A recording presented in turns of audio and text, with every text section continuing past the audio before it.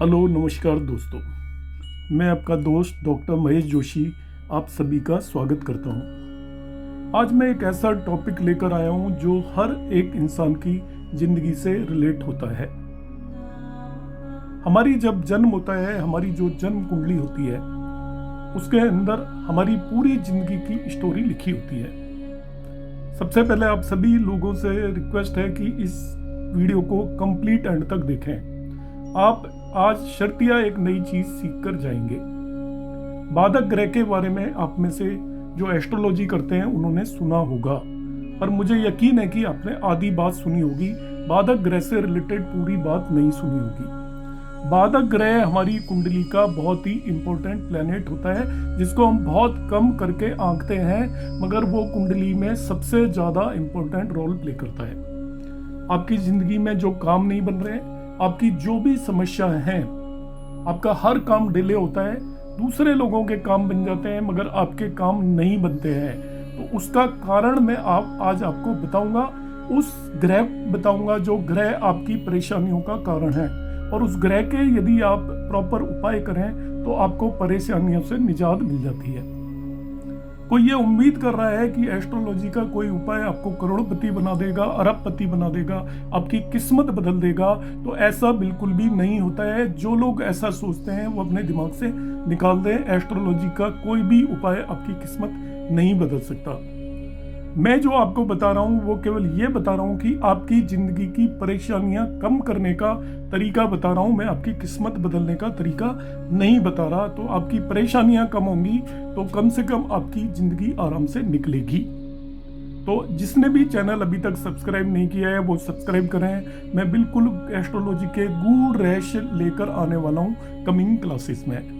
तो बाधक प्लैनेट के बारे में जैसे ही मैं कहूँगा, ज्यादातर लोग कहेंगे इसमें कौन सी नई बात है, हमें तो मालूम है।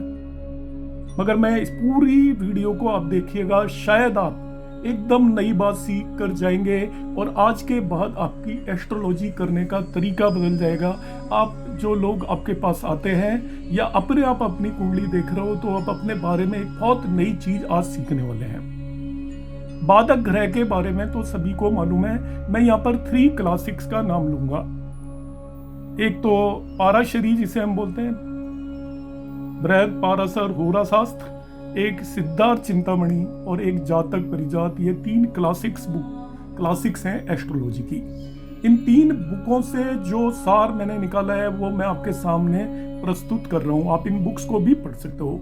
सभी बुक्स में बाधक प्लैनेट के बारे में लिखा हुआ है। अब बाधक प्लैनेट क्या होते हैं वो आपको पता होगा, फिर भी मैं बता देता हूँ। पहला भाव यदि ये लग्न होती है, यहाँ पे मैंने चार्ट बना रखे हैं कुंडली D1 बर्थ चार्ट, ये नवांश है, ये D3 है दृष्टकोण चार्ट, और ये D10 4 चार्ट मैंने बना रखे हैं। क्यों बना रखे हैं मैं बाद में बताऊंगा। तो D1 चार्ट में जो लग्न होती है उस पर बेस होता है कि आपका बाधक ग्रह कौन सा होगा। तो यदि लग्न के अंदर 1, 4, 7 और 10 साइन हो, इन्हें हम मूवेबल या चर राशि बोलते हैं। तो आपकी कुंडली का 11वें भाव का जो भी लॉर्ड होगा, इस भाव को देख लीजिए, इसमें जो भी राशि है उसका लॉर्ड आपका बाधक ग्रह होगा।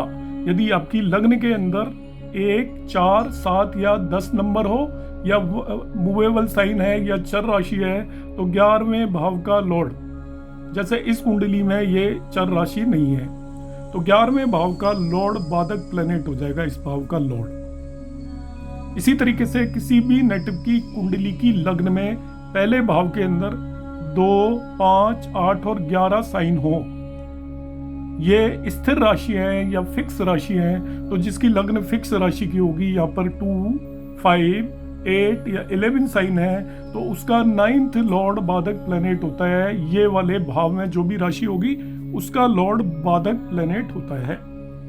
तीसरा, जिसकी भी लग्न के अंदर 3, 6, 9 और 12 साइन हो, जैसे इस केस में 12 साइन है, इन्हें हम द्विस्वभाव या डुअल साइन बोलते हैं।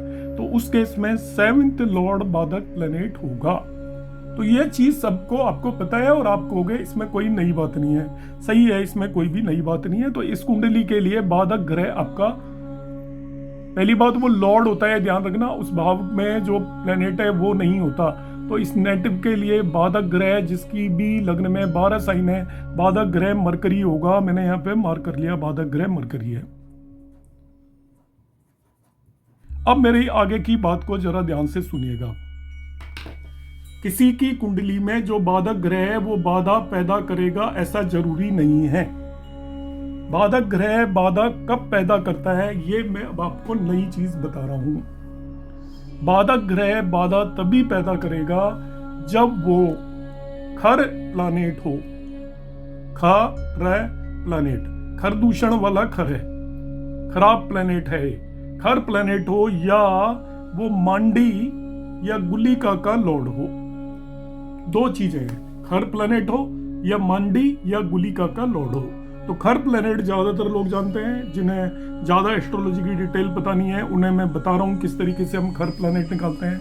अब यहाँ पर मैं गुलिका और मंडी का जो भी लॉर्ड है, तो गुलिका और मंडी ज्यादातर लोग यूज नहीं करते, तो मैं उसको एक्सक्लूड भी कर देता हूं क्योंकि उसको एक्सप्लेन करने में और समझने में लोगों को परेशानी होती है। तो गुलिका और मांडी की कैलकुलेशन में भी डिस्प्यूट है, किस तरीके से कैलकुलेट किया जाए।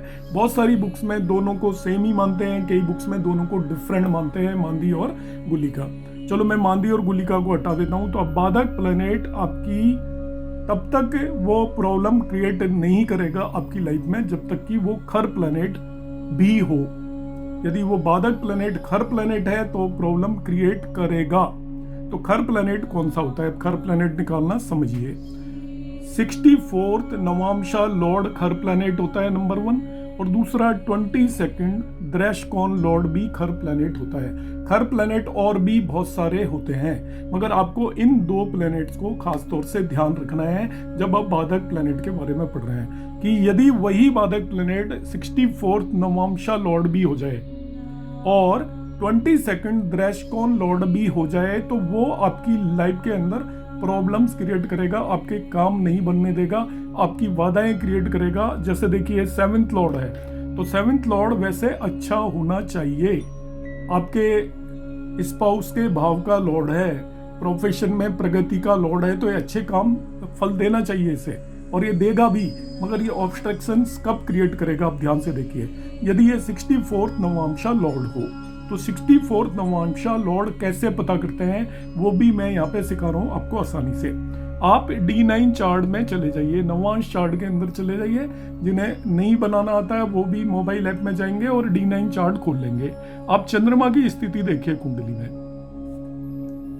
जैसे यहाँ चंद्रमा की स्थिति, उससे चौथे भाव में चले जाइए, 1 2 3 4, उसमें जो भी राशि है उसका लॉर्ड 64th नवांशा लॉर्ड होगा। फिर से रिपीट कर रहा हूँ, D9 चार्ट में चंद्रमा को मार्क कर लीजिए, उससे चौथे भाव में चले जाइए। जैसे यहाँ पे चौथे में गए उससे तो 10 साइन है, तो 64th नवांशा लॉर्ड यहाँ पर शनि है, सैटर्न हो गया। अब दूसरा देखना है आपको 27 द्रैकना लॉर्ड।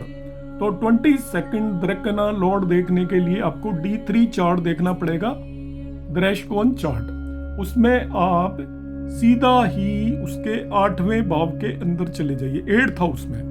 D3 के 8th हाउस में जो राशि है, ये 3 राशि है, उसके लॉर्ड को हम 22nd द्रैकना लॉर्ड बोलेंगे। तो 3 राशि का लॉर्ड यहाँ पे मरकरी हो गया। तो इस नेटिव के लिए शनि, सैटर्न और मरकरी 2 खर प्लेनेट हैं। इस नेटिव के लिए मरकरी आपका बाधक भी है। अब ये बाधक प्लेनेट यदि खर प्लेनेट भी हो जाता है तो उस नेटिव की लाइफ के अंदर बाधाएं क्रिएट करेगा। यदि ये खर प्लेनेट नहीं होता, इन दोनों में से कुछ भी नहीं होता, तो ये बाधा क्रिएट नहीं करता। आई होप आपको ये कंसेप्ट समझ में आ गया होगा।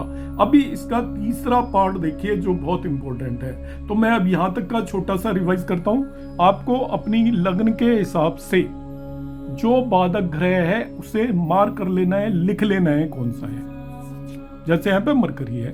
अब आप D9 चार्ट से 64th नवांश लॉर्ड पता करेंगे, वो आपका 64th नवांश लॉर्ड हो गया, एक खर प्लेनेट। फिर D3 चार्ट से 22nd 22वें द्रैशकोन का लॉर्ड पता करेंगे, वो D3 चार्ट में 8th हाउस में जो भी राशि है उसका लॉर्ड, इन्हें नोट कर लेंगे। ये खर प्लैनेट हैं 2।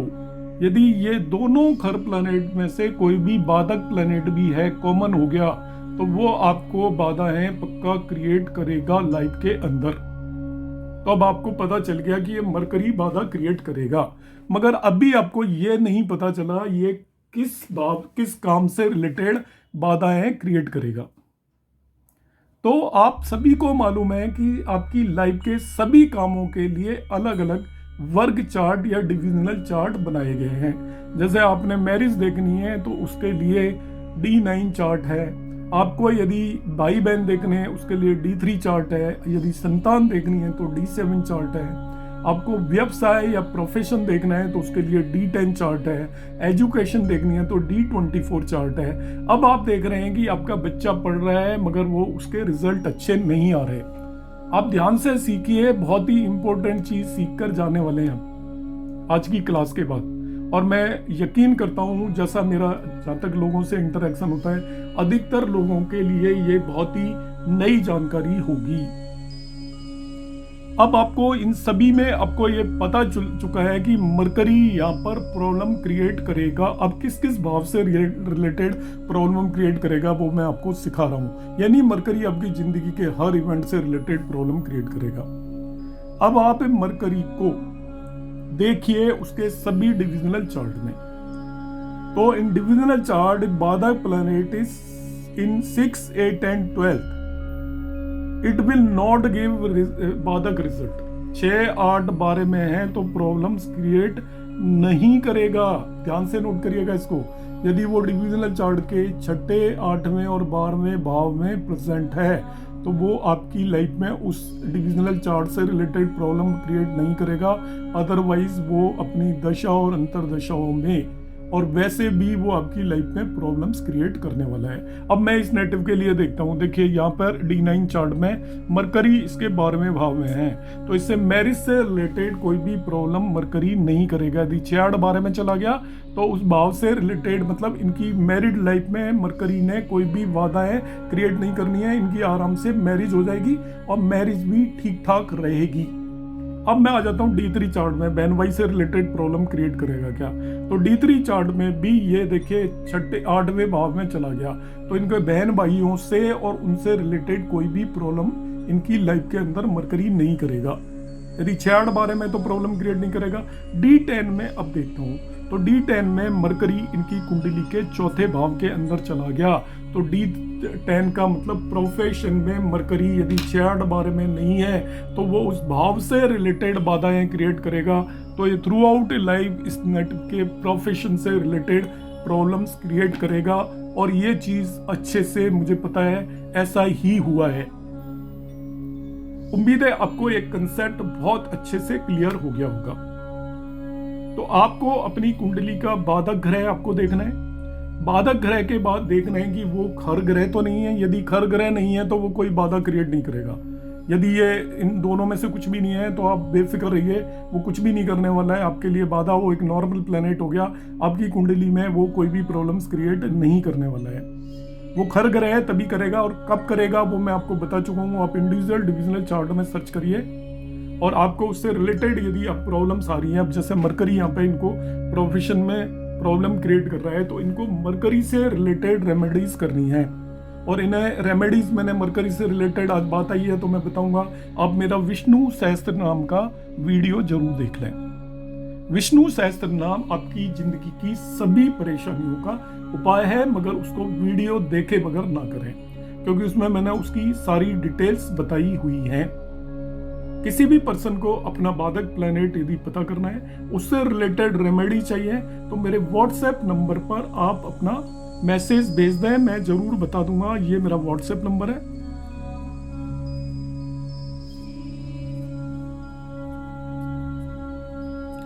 आपको मेरा ये वीडियो कैसा लगा?